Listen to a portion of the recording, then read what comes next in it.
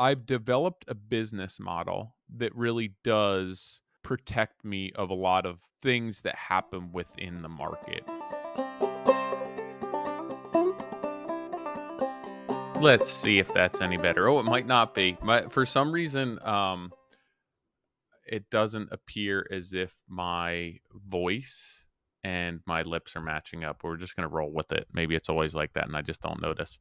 Um, I changed my Wi-Fi, but it looks like the color temperature and everything with the camera I got sorted out. Last week I messed with some stuff, and it was not correct as far as my settings go. Then Doug helped me a little bit. I went on the YouTube and I figured out some settings that are going to work, and this appears to be much better. And I'm not getting like the disparity between when I move. I think the ISO was on auto last week, so every time I would move, first off, the color temperature is off, and the lighting. Well, the lighting was always the same, um, but it on the camera it was messed up. And then every time that I moved, if you're watching this on YouTube, it was affecting the way that I looked, and like the light, it just kept on adjusting. It was really weird. It was even worse for the regular podcast. Um, so it looks like I got it sorted out. That was actually kind of fun and a little bit interesting digging into camera settings and what does what. And like I think I got into this last week that I enjoy understanding something and how it works, and it's a lot easier for me to retain. So the first time I picked up the camera and started recording stuff and figuring out what settings, it would take me an hour just to go through the settings to figure out what I needed to do, and I couldn't remember it. So I went and I created a document, and then I recorded what I need to do for each setting for what I'm filming and where I am so I can go in and change them. I believe Doug said I can make picture profiles for them so that like when I have a standard or a baseline, I can just go in and pick that picture profile and then tweak things from there. But I've always been a point and shoot, so just like manual or automatic exposure and all that stuff. And never really understood what things did. So I spent a little time researching what they do, and it's interesting to see what you can change with the lighting, with color temperature, aperture, ISO, exposures, and all that stuff to get the look that you want, even if the lighting's not right. Um, Professional by no means, but way better than where we were last week. And I think that there's still room for improvement. Still going to try and keep it simple. Kiss, keep it simple, stupid. But that was interesting to see that. I always enjoyed learning something new. Um, what else? Oh, yeah. So if you guys and girls haven't, Nick is now recording an end week Modern Craftsman. So I'm doing the midweek. We have the standard podcast midweek, and now doing Nick is doing an end week. I don't know if there's going to be an accompanying blog there. He might just end up getting it voice transcribed. I know that he has a lot more going on than me as far as the business goes, so time is going to be a little tighter. He's been wanting to do this for a while, and it was news. He had always said that he wanted to do this, and said he was going to, and I didn't know that he was actually going to. So last week he released one. It was a surprise to me. So if it's a surprise to you, go hop over and give it a listen. Let us know what you think. Spread the word. Again, it takes a lot of time for us to do this, and it's tough to fit it into the schedule week in and week out. So make sure that you give him some praise for doing that and a little bit of motivation to keep up with it, because it is difficult week in and week out to not only write or script. I would assume that Nick's doing it a little bit more ad lib, which is fine, and I think that I could do if I didn't want to be putting a blog post up. But the way that I'm doing things is I want an accompanying blog post. So I'm writing that blog post, getting the ideas in my head, then coming back and recording the podcast. Um, but regardless, it takes a lot of time. And I think that the responses and the engagement and understanding and knowing that this is helpful to people is really motivating. So make sure that you guys give Nick the nod, spread the word, and let him know how much you appreciate the effort. What else? Oh, I just ordered a window for a job. Not my, well, it's my job. Um, but I didn't initially put the window in, but it's a 25-year-old house in Morristown. Um, the front is a brick facade, and then the sides are stucco. It was a custom home, and it is an older window, and there's some flashing issues with it behind the stucco. I've done work for this customer at his commercial property. I've done a little bit of work at his home, and he's been wanting me to order this new window.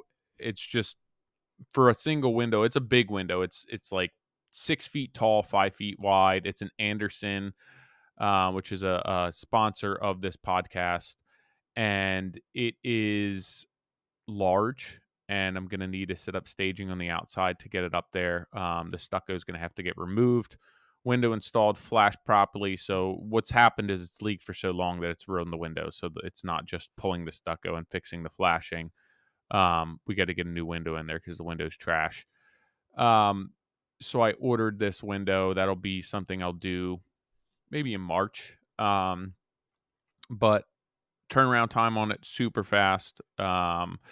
Very easy to size through my vendor. Andersen always makes that nice and easy. But it got me thinking about another time that I had to have Kuiken Brothers. It was an addition that we did, and we were trimming all the windows out, and I wanted Kuiken Brothers traditional molding, one of their lines in the addition. So all the standard Windows base casing, easy. Go on their website, order what you need, figure out what you need, call and order what you need.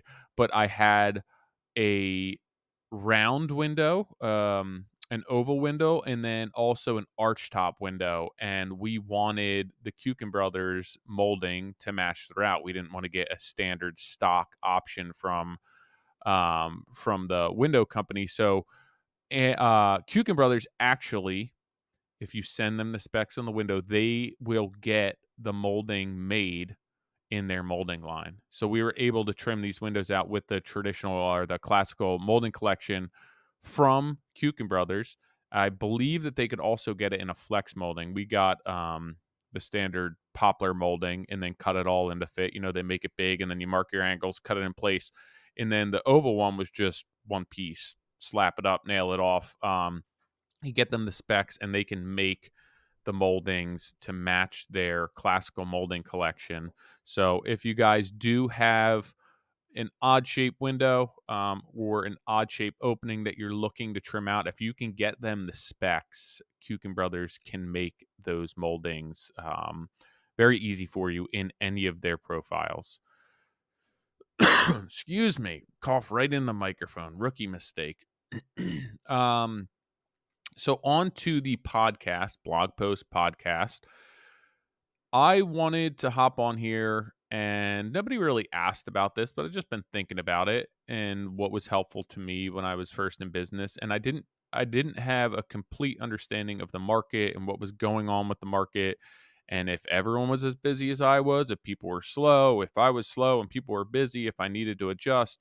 So I want to hop on here and just tell you about what I feel the current market looks like in my area, with respect to my business. And obviously somewhat neither here nor there because what I do and what my market or what my customer is and my economy, my target demographic may be completely different than what you are looking for in your market in a different part of the country. But that being said, I do feel that the national economy and interest rates um, do affect the industry as a whole in some way, shape, or form, right? So there's I would say that my business and the way that I operate my business is more of a niche business, so I'm going to be more of an exception to the rule. But there's things that will overlap, and there's things that are going to blanket the entire economy and the entire industry from a national perspective that affect everyone. And I don't feel that anyone is completely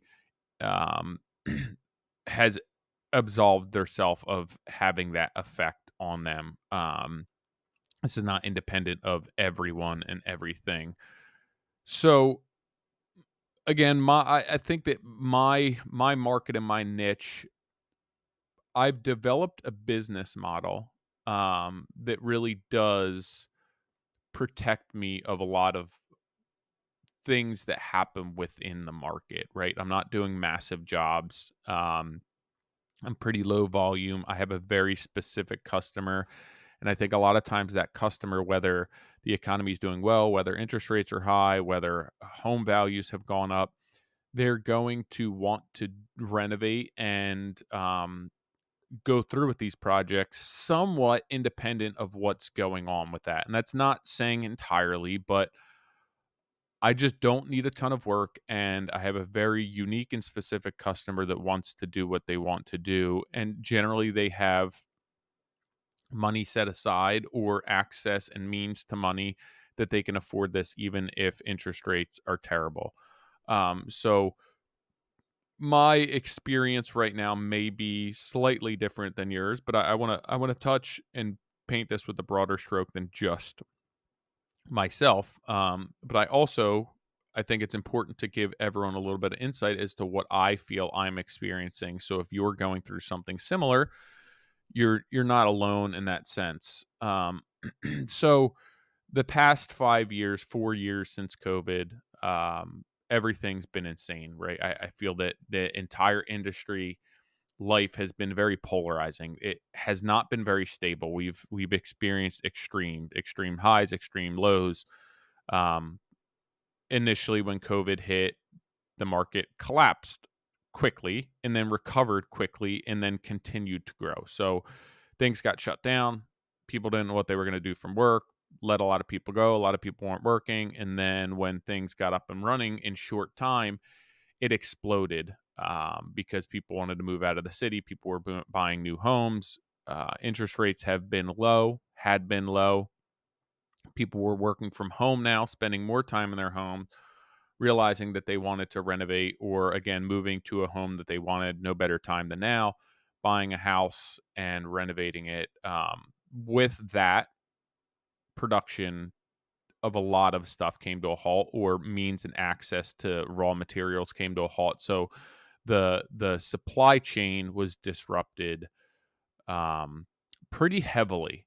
So with that, prices of materials skyrocketed. Right, I remember when all this hit, within a year after, like the cost of lumber was insane to buy lumber. I think it was like $12 for a 2x4, um, which is like half of that now, and it was less than that going into this. So it's been one thing, it's been another. It hasn't really, not one material has taken the brunt of this. I feel it's one material and then they catch back up and then it's another material. I know drawer slides for a while were impossible to get and they were only making certain sizes because the demand for those sizes was more important than the smaller size.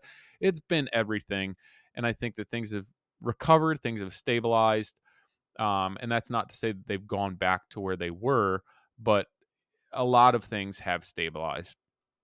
What we're experiencing right now um, is the interest rates and the cost of money has gone up to the point where it doesn't make sense for a lot of people to borrow money, right? If you have a 2% mortgage and you wanted to move, it was it was doable, it was obtainable, it was palatable. When the home prices went up and you now have equity in your home and interest rates still remained low, because it's like, hey, we can make quick money on our house. We didn't really necessarily have to dump a ton of money into it to sell. Sellers market, getting what you want for the house, multiple offers, interest rates are still low. Yeah, we can sell high and then we can buy high. It's somewhat of a wash because we're gaining this equity in our homes, and we're still buying with a low interest rate. So a lot of people were either borrowing money to renovate with low interest rates on refis or home equity loans, home equity line of credits, whatever it may be. The cost of money was cheap. People were investing in their homes and renovating. They were buying new homes. They were selling homes, taking the equity, dumping it in new homes. So the market was insane. Labor shortages, material shortages, complicated matters. It was a very difficult time in the industry, but if you adjusted properly and adapted properly and raised your rates because the cost of living and everything else had gone up and you're dealing with more headaches, it was a fairly lucrative time for our industry. Fast forward to today, still dealing with some material issues. I think that the overall quality of things has gone down, but the price of things has gone up. The cost of money, right? Interest rates, I think, hit 6 or 7 recently. I know residential money and or private money and commercial money are a little bit different. But interest rates have tripled, if not more.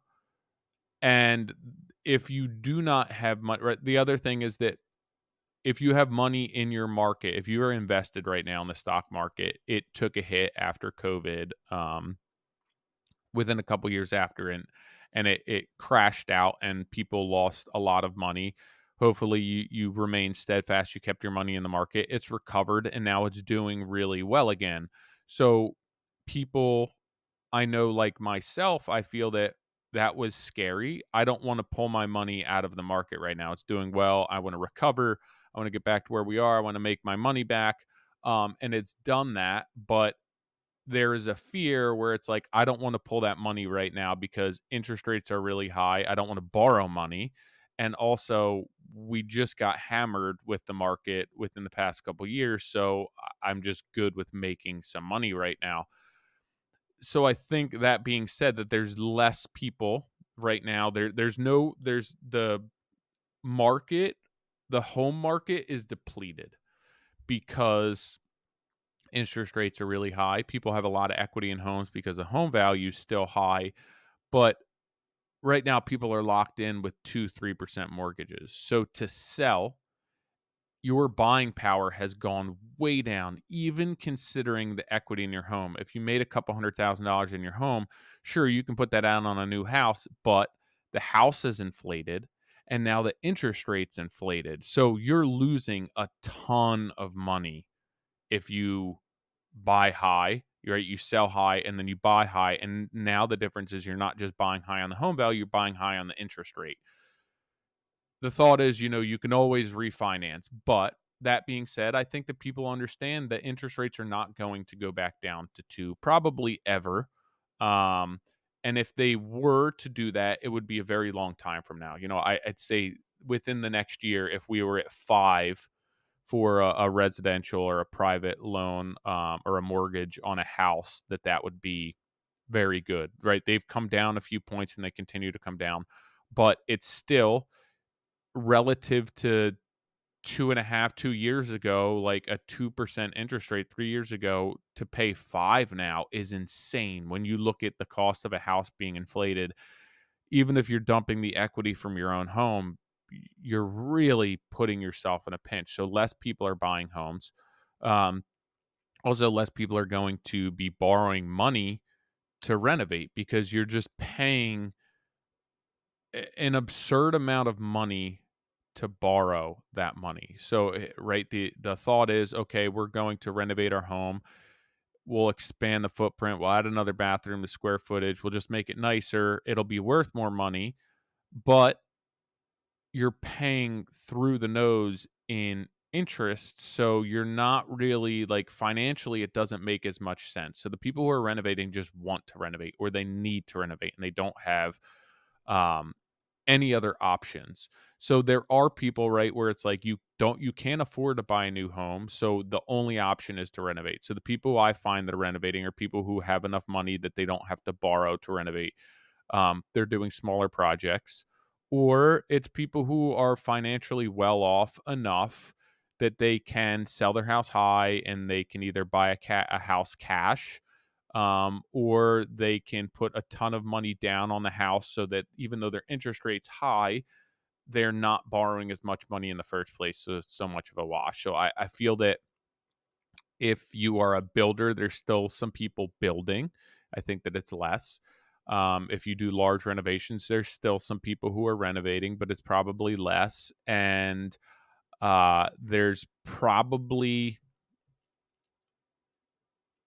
more people who are doing smaller projects where it's more of a necessity to them. And that being said, they're going to be a bit more frugal and they're going to be a bit more discerning as far as how they spend their money because it is costing them so much. Or if they have the money in savings, they're parting with something that has a higher value to them right now. So, what I'm experiencing is just less leads. The amount of leads that's coming across my plate through my website on the phone seems to be less, which in turn, if I'm getting a lower volume of leads, that means that the quality of lead typically isn't as good, right? So if I was getting a dozen leads per week 2 years ago, maybe I'm down to 2 leads per week, which for me isn't the end of the world because I don't have a ton of people that I need to keep busy. Um, if I can do 4 decent sized projects a year and fill in with little things, that's great for me. That would be amazing. Last year, I probably did 2 because one went 6 months that was supposed to be 3 months. Or maybe I did 3 last year. So I also have return customers that are relatively loyal to me. So I don't need a ton of new leads to remain busy. So I've built a business model that does isolate me from a lot of this, and that's very intentional, but other people aren't built that way. So I think that a lot of people are probably experiencing trouble and hardship with the reduced volume of leads that are coming in because they're not necessarily as discerning or as critical when selecting those leads. They just need the leads. So if you have reduce leads by even 25%, it's going to affect your business. How are you going to recover from that? How are you going to sustain from that? Are you going to work off the capital that you gained the past few years and hopefully ride this out? Um, I don't know how to answer that. I wanted to isolate myself with that, and I've done that to the best of my ability. Um, I just don't need a ton of leads to come in. If 1 out of 10 leads is quality plus my return customers, that's somewhat all I need. I like to book out around a year in advance, and that's between new customers, new jobs, and return customers. So I have return customers who always want work done, whether it's something small, whether it's something large, whether they ran into a repair. If I've been in their house, they want me in their house and they want to wait. So I'm doing that in between bigger jobs. So the newer leads, I can be even more discerning because I generally know that I have return customers in my back pocket. People will say this is foolish, right? To have that much on your plate or that many people, you should just hire more people. You should sub out more work. I could potentially do that. I could make more money doing that, but that's not necessarily what I want to do. It's just not conducive to the lifestyle that I want. We're fortunate enough to be a 2 income household. So my wife makes a living as well. So if one of us isn't doing as well as we anticipated that year, we can play off of each other. Um, there's a little bit less stress with this model, and that's what I'm going for because when I'm stressed and when I'm anxious, when I have 2 years worth of work lined up, I'm fucking anxious.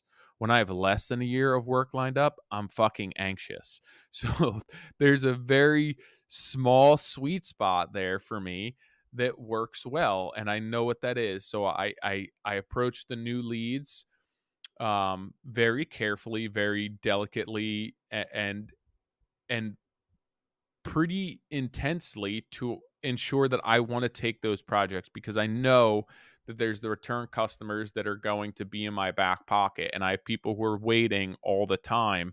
Um, so this is just what works for me. That 1 year, right, where I have a couple of the returns and a couple of new customers that are on my plate. That keeps me financially in a sweet spot, mentally, emotionally, physically in a sweet spot. That's just what works for me. But I think that leads are going to slow down. They're going to continue to slow down. I think that as that happens, people are going to have to sharpen their pencil if that's your business model, right? There's people who are a little bit slower who are going to be lower their prices. That's the way our industry works. Unfortunately, there's just not a standard. So if there's a guy who's a small company or a girl, a woman, and they need a job they can sharpen their pencil to the point that, right, they're making pennies on this job, but it's sustaining life for them. And that's the way that our industry works. People aren't digging their heels in and saying, "This is my rate. This is what happens." As soon as they get slow, they get nervous, they start lowering their prices, they start hammering their subs, they start finding new subs instead of remaining strong and elevating the industry, or at least sustaining and keeping everyone on the same playing field. There's always people who just need it. Um, so they do what they have to do to make the money and to sustain. And I can't blame them for that. But so what's going to happen is the price of what we're getting will most likely go down some, for majority of people, right? There's people who are above that, there's people who are below that, but I would say for the middle of the market, that's what's going to happen, and that's where most of our market's made up. That's where most of our economy is made up. It's not the highs and lows. I do believe with interest rates and what people are making and the cost of living going up and everything else, that the disparity between that will increase, right? I think that there's going to be less of a middle ground there, and I think it's going to make its way from an economy perspective, from a demographic perspective, that there's going to be an upper class and a lower class there, and it's going to be less of that middle, right? I think that the people who are going to be able to afford the renovations and afford life, especially with things getting more expensive, are going to continue to be able to do that. And I think that the people who can't are going to continue to be driven into that that area, that sector, unfortunately.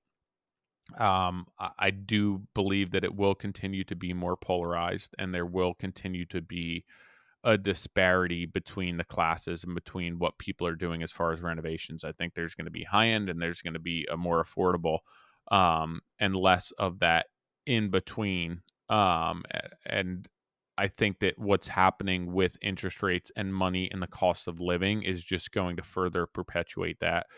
Um, it's difficult for people to afford life right now, unless you have money, unless you have money put away, unless you have a really good living and you control your operating expenses from a family perspective, from a business perspective. Um, it's tough. Everything's really expensive. Like I bought a tube of silicone, I don't know, a couple months ago, and it was $14 for a tube of silicone. And it's like, who's paying for that? Um, it's it's insane to me to think that that's the cost of a tube of silicone. You go to get a sandwich anywhere and it's $15.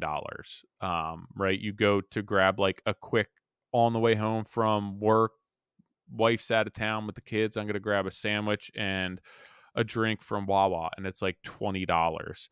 Um it's just somewhat crazy, and I'm not sure it's going to get better anytime soon. I do think that things will stabilize, but stabilization to me means they will find um, just a level that is less polarizing. And I do not believe that that level will necessarily be quite as high as it was or quite as low as it ever was. I think it will be towards the upper end, but I do believe it's going to quit being quite as erratic. But that makes it difficult for a lot of people. And again, if people have less means to spend, it's going to affect everyone across the board. It's going to affect how much you spend on groceries. It's going to affect how much you spend on clothes. It's going to affect how much you spend on your house. Again, people have built equity in their homes right now just by owning a home because of the market and because of everything else. But that doesn't do you much good when pulling that money out of your home or borrowing money to renovate your home doesn't necessarily increase the value of it, and it also costs you money. So that's the problem that I see, and I don't necessarily experience it much because liked I've intentionally built a business that is somewhat isolated from that just because of scale, scope, size, all of those things. and that's the niche that I want to be in, but I don't think that most people have the luxury of building a business like I have. It's really difficult, and there's a lot of struggles, and it's not necessarily the easiest way to get to where I have. Um, and a lot of people's markets just can't afford that. A lot of my market can't afford that, and that's why I remain small, because I wouldn't be able to afford it with much higher overhead. Um, and that would come building a bigger business. I would need more volume. It would cost me more money. I wouldn't be able to be as picky with my projects. So where I stand right now, and what's happening with the market is, I do believe that things will slow down. I believe that they already have slowed down, obviously because of interest rates, the cost of money.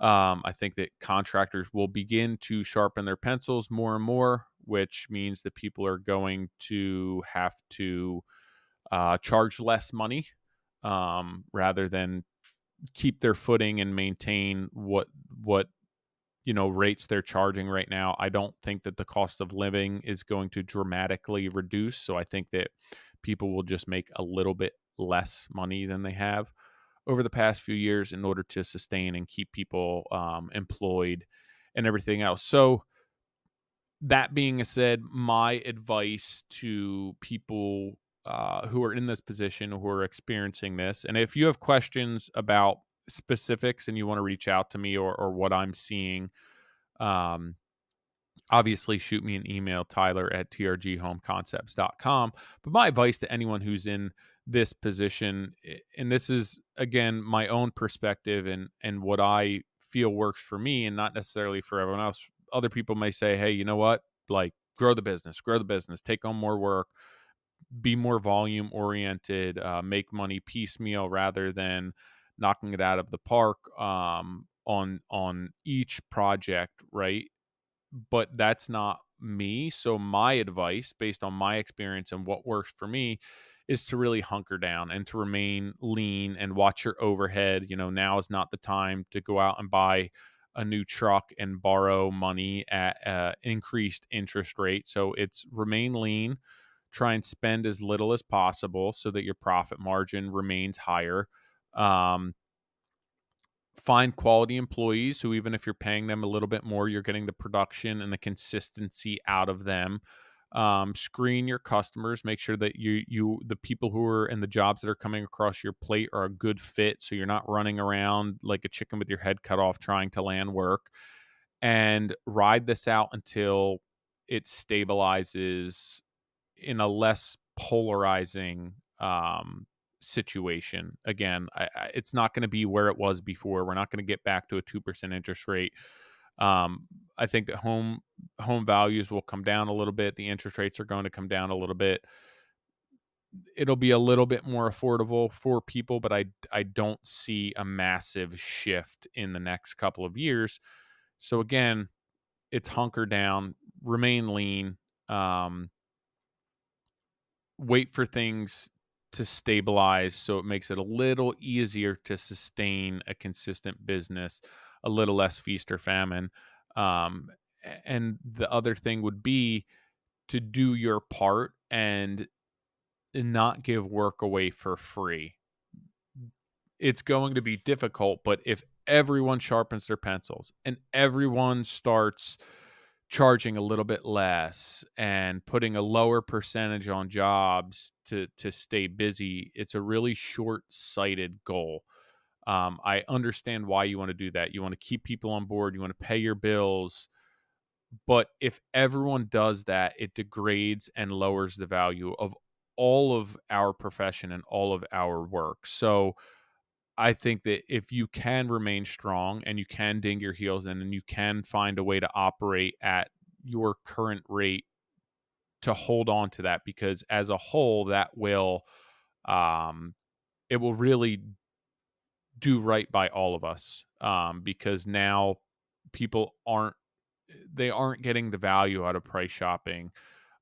They aren't saying, hey, you know what, there's people who are hungry out there, so we know we can get this done for less, which just drives the cost of what we do down. And at the end of the day, any progress that we made is halted and then lost. So try and sustain where you are right now, reduce your overhead, keep an eye on your expenses, keep charging what you're charging, do your due diligence when it comes to customers, and ride this out, and things will stabilize. um I For me, again, it's just been not overly concerning, but the amount of leads over the past year and a half or so have definitely dwindled. And that's probably to be expected because it was insane for a really long time. And not that they were great leads, but there was a lot of leads. So put yourself in a position where you can sustain a business even with the reduced amount of leads. Make sure that you figure out what leads really make sense to you and your business, and we'll all will continue to do well as an industry. I'd be curious to see how you guys in your market, how it's affecting you, and what that looks like for you. What you've been experiencing the past year or two with everything that's going on with interest rates and the cost of living and um, the cost of business all going up. It makes it difficult to I feel like we're at this breaking point where it's like you can't charge more, the cost of living goes up, everything's more expensive. I can't make less money because of the lifestyle that we've developed. So I'd be interesting to hear from all of you what you feel what you're experiencing right now. I also am clearing out my schedule for consulting calls. Typically, I'm doing them on Tuesday. I've had a ton of them before the new year, into the new year, and I'm finally clearing off my plate. So if you guys are interested in hopping on a consulting call, shoot me an email, tyler@trghomeconcepts.com. We can spend an hour chatting about what you want for your business, what your business looks like. You can dig into what I'm doing, gain any sort of insight perspective for me as far as business numbers, execution, application. It could be trade specific, financial specific, whatever that may be. If you have a specific question that you really want to dig into, shoot me an email and I can discuss what that looks like as far as schedule goes. I'm usually only lining them up a week or two in advance. Again, it's the same thing. I don't want to have too much on my plate in case something comes up. So I try and limit the amount of spaces that are available for that. So if you want to get in sooner than later, um, get that set up and do that because I don't take a ton each and every week just because I don't want to put too much on my plate. All right, I appreciate all of you guys and girls. I'm interested to hear your insight and perspective. Again, I don't think that there's anything to be overly concerned with, but I do think that there's going to be some things changing, and that if we all do our best to maintain the standard within our industry and our pricing and our structure, and just keep an eye on your overhead and remain as lean as possible and smart, that we'll be able to ride this out and keep moving forward as interest rates come back down over the next couple of years and begin to stabilize. So yeah, definitely post it on social, shoot me an email, whatever you may think. If it's something I find interesting, maybe I'll hop on here and I will read those responses. Whatever works best for you. You can also shoot a DM, and the faces behind that account will pass it to the necessary people to address those questions. Catherine, thank you. Doug, thank you. All right, guys and girls, I appreciate you following along. Hope you have a good week. What else? Thank you, Andersen. Thank you, Kuiken Brothers.